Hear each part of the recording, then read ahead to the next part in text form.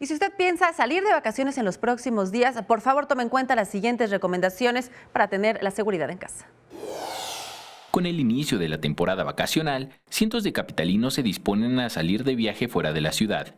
Pero, ¿sabe qué medidas de seguridad debe tomar en cuenta para la prevención de algún desastre o emergencia? Bueno, la primera medida es cerrar el tanque de gas, las llaves del gas, la luz, desconectar todo. Y pues sí, cerrar bien, procurar cerrar bien mi casa. La Secretaría de Seguridad Pública ha emitido las siguientes recomendaciones. No informar a desconocidos sobre su ausencia. Mantener vínculo con los cuadrantes de vigilancia de su colonia.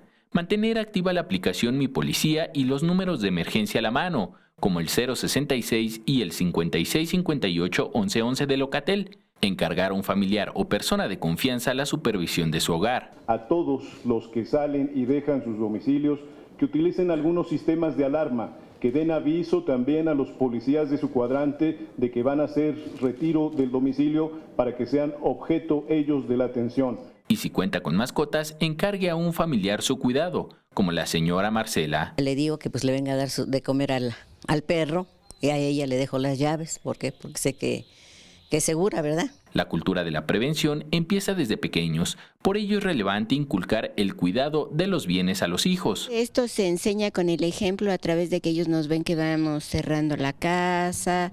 Les pedimos, por ejemplo, a mis hijos que ya no están tan pequeños, yo les digo, por favor, cierra las llaves del gas, desconecta todos los aparatos electrónicos. Con estas medidas es más relajante disfrutar de las vacaciones. Con imágenes de Javier Cordero, Enrique Muñiz, 21 Noticias.